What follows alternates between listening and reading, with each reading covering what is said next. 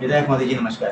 नमस्ते। जी, आप नागपुर में आपका आगमन हुआ और आपने सामाजिक सम्मेलन में भाग लिया, प्रभारी थे आप। किस तरह का कार्यक्रम हुआ और किस तरह का सम्मेलन यानी कि सर्वप्रथम मैं सभी चैनल वालों को धन्यवाद देना चाहता हूँ।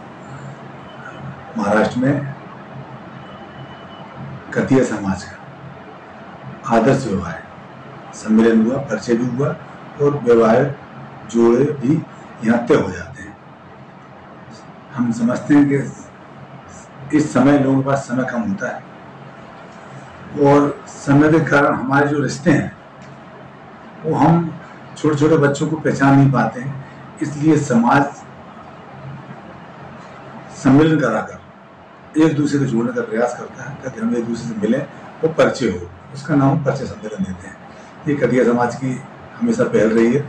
अंतर्राष्ट्रीय खतिया समाज पूरे सब जगह है और समय समय पर ऐसे आयोजन कराते रहते हैं। इस आयोजन में लगभग कितने युवक युवतियाँ सम्मिलित हुए थे? किस तरह का कार्यक्रम था? संख्या बहुत अच्छी थी। यहाँ से 200 से 250 लोगों ने परिचय मंच पर आकर हमारी बेटियों ने खुद परिचय दिया, अपने मम्मी पापा क्या व्यवसाय करती हैं, क्या एजुकेशन है और मोबाइल नंबर तक सार्वजनिक रूप से दिया। जो भी उनको पसंद करना चाहता है या संबंध करना चाहता है तो उनसे फोन पे संपर्क कर सकते हैं। इसकी कोई किताब या कोई ऐसी बुक वगैरह निकलेगी? हमेशा बुक छपती है। हमारी अलग अलग ट्रस्ट हैं और उस ट्रस्टों के माध्यम से सब जगह पूरा बच्चे और बच्चियों का पूरा विवरण रहता है ताकि हम वो बुक के माध्यम से भी हम संपर्क कर सकते हैं। और हमारा व्हाट्सएप ग्रुप भी है, फेसबुक ग्रुप भी है, सामाजिक ग्रुप बने हुए हैं, उनसे भी हम प्रचार प्रसार करते हैं ताकि इस आधुनिक समय में लोगों को कहीं जाने की जरूरत नहीं, अपने मोबाइल से ही सारे रिश्तों को अपडेट कर सकते हैं। धर्म जी, बात करेंगे आपकी विधानसभा क्षेत्र के बारे में, आपके मध्य प्रदेश के विकास के बारे में। तो विकास की गति किस तरह से आगे बढ़ रही है और आपके विधानसभा क्षेत्र में किस तरह का विकास कार्य हो रहा है, क्या कहते हैं? मध्य प्रदेश तो विकास के नाम से जाना जाता है। मध्य प्रदेश में जितनी अच्छी योजनाएं हर सरकार बनाती है, तो मध्य प्रदेश की कुछ ऐसी योजनाएं हैं जहां पूरा भारत देश अन्य राज्यों ने भी फॉलो किया है, जैसे लाडली बहना, लाडली लक्ष्मी योजना, मुख्यमंत्री कन्या विवाह। तो ऐसी चीजें हैं जो हम मध्य प्रदेश के माध्यम से अन्य राज्य भी इन पर फॉलो कर रहा है। विकास हम निश्चित करते हैं। मध्य प्रदेश में भारतीय जनता पार्टी की सरकार है और केंद्र में भाजपा की सरकार है। आप कभी किसी भी नेता से ये नहीं सुनेंगे कि पैसे की कोई कमी है। पैसा पर्याप्त है। विकास का हम तेजी से बढ़ रहा है और हमारी सरकार जो मूलभूत सुविधाएं जनमानस की होती हैं उसके लिए हम बहुत तेजी से काम करते हैं। बात की जाए आपके विधानसभा क्षेत्र की, तो आपको क्या लगता है आपके विधानसभा क्षेत्र में कौन कौन सी मूलभूत जरूरत की सबसे ज्यादा जरूरत है और उसको जल्द से पूरा करना चाहिए? मेरी विधानसभा में जैसी भी जो मांगे आती हैं, समय परिवर्तित होता है, समय गुजरता है, वैसे वैसे मांगे बढ़ती हैं। नया रोड है, हॉस्पिटल बढ़िया है।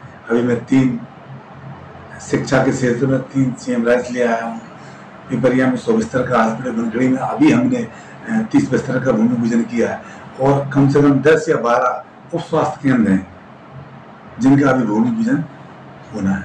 तो हम स्टेप बाई स्टेप काम करते हैं। हम पहले इस समय सबसे मूलभूत सुविधा होती है स्वास्थ्य और शिक्षा। मध्य प्रदेश में हर विधानसभा को 2 या 3 CM राइट्स दिए गए हैं। हमारे 3 CM राइट्स पे काम चालू है और एक CM राइट्स का नाम बहुत जल्दी उसका उदाहरण करने वाले हैं। तो ये CM राइट्स जो लागत होती है ये 45 से 40, 60 करोड़ रुपए तक की लागत से बन रहे हैं। उस CM राइट्स में पूरी व्यवस्था, एक माँ बाप जो गरीब परिवार होता है, गरीब तो नहीं होता है इस समय हमारे देश में कोई गरीब नहीं है, जो मेहनत मजदूरी करता है या संघर्ष करता है या मध्यम वर्गीय के लिए उसका एक सपना होता है कि मेरा बच्चा भी, जो प्राइवेट स्कूल चलते हैं उनमें हमारा बच्चा पढ़े। वो देखते हैं कि माँ बाप उनके पेरेंट्स उनको छोड़ने जाते हैं, टाई, जूते, यूनिफॉर्म, तो उनको लगता है और बस लेने आती है और बस में बैठाते हैं। तो वो भी एक सपना देखते थे कि यार मैं भी या मेरा बच्चा भी कभी ये सुविधा ले पाएगा कि नहीं ले पाएगा। परंतु मध्य प्रदेश की सरकार ने, केंद्र की सरकार ने ये कर दिखाया। सीएम राइस में बसें से बच्चे स्कूल तक जाएंगे, बस लेने भी जाएगी और छोड़ने भी जाएगी। जो प्राइवेट स्कूल जो अच्छी मान्यता, जिनको मान्यता दे रखी है, उससे अच्छा डेवलपमेंट होगा, सारी सुविधाएं होंगी। बच्चा की जो भी प्रतिभा है उस प्रतिभा के आधार पर, अगर वो पेंटिंग है तो वहाँ पेंटिंग की व्यवस्था लेगी, अगर उसको रिसर्च माइंड है, वैज्ञानिक बन सकता है, उसके लैब की व्यवस्था है, खेल ग्राउंड की व्यवस्था है, मतलब सारी व्यवस्थाएं एक स्कूल में केंद्रित करके सरकार ने ये दिखा दिया। इससे अच्छा कोई स्कूल हो ही नहीं सकता, और शिक्षा के माध्यम से इससे अच्छा कोई बेहतर कहीं भी आपको प्राइवेट जगह देखने को नहीं मिलेगा। मध्य प्रदेश में भक्तगणों के हिसाब से, लिहाज से देखा जाए तो पचमढ़ी एक बड़ा तीर्थ क्षेत्र है जहाँ पे देश विदेश से भी भक्तगण आते हैं, लेकिन वहाँ पर आज यदि देखते हैं हम तो सुविधा जो होनी चाहिए उसकी थोड़ी कमतरता दिखाई देती, या भक्ति निवास वगैरह नहीं दिखाई देता। इसके सर्वांगीण डेवलपमेंट के लिए आपके पास कोई रोड मैप है क्या, और आप इसके विकास के लिए किस तरीके से प्रयास करेंगे? निश्चित पचमढ़ी मध्य प्रदेश का एकमात्र हिल स्टेशन है, और मैं तो ये बड़े गर्व से कहना चाहता हूँ कि हमारे जो 2 मेले होते हैं, सबसे ज्यादा संख्या अगर कहीं की होती है तो महाराष्ट्र के होते हैं। हर भोले जय भोले के नारे अगर आपको सुनाई देंगे, और वेशभूषा भी धोती कुर्ता और टोपी अगर वहाँ दिखाई देगी तो सबसे ज्यादा महाराष्ट्र की दिखाई देती है। और निश्चित मैं महाराष्ट्र को धन्यवाद देना चाहता हूँ कि दोनों मेले का जो सक्सेस होना या ज्यादा संख्या में लोग जाना, वो महाराष्ट्र के कारण है। पूरा भक्ति में मैं है। निश्चित हम पचमढ़ी में बहुत तेजी से विकास कर रहे हैं। आपने देखा होगा पहले रोड चौड़ी नहीं थी, हमने रोड चौड़ीकरण करा दी है, पेपर ब्लॉक लग गए हैं, पचमढ़ी सौंदर्यीकरण में बदलने लगा है। दूसरी बात, देनुआ पुल नहीं था, देनुआ पुल बन गया है। इसके पहले कई घटनाएं हुई, कई जीप बसें उसमें बह गई, वो भी हो गया है।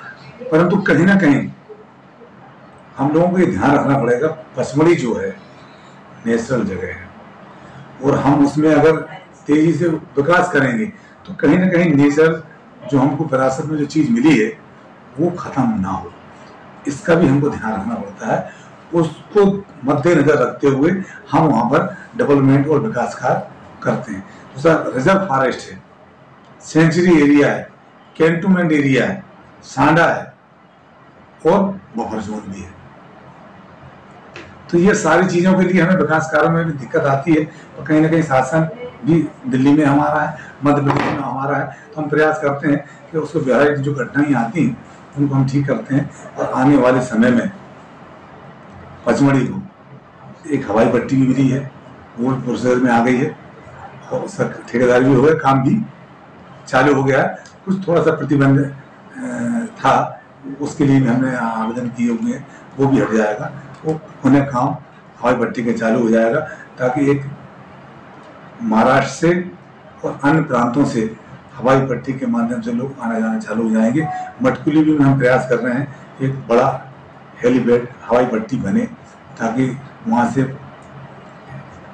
सेवाएं हम लोगों को दे सकें और बाहर से पर्यटक आ सकें। निश्चित ही आपके कार्यकाल में ये सारी चीजें जो विकास है अब अवश्य होगा। गुड़ी पड़वा जो है, गुड़ी पड़वा आ रहा है, गुड़ी पड़वा को लेकर क्या एक संदेश आप जनता को? मैं पूरे भारतवर्ष को नया वर्ष गुड़ी पड़वा की ढेर सारी शुभकामना देता हूँ। हमारा नया वर्ष गुड़ी पड़वा से प्रारंभ होता है, तो सभी लोगों को हिंदू वर्ष गुड़ी पड़वा नया वर्ष की सभी देशवासियों को ढेर सारी शुभकामनाएं, और पत्रकार बंधुओं को भी मैं ढेर सारी शुभकामनाएं देता हूँ।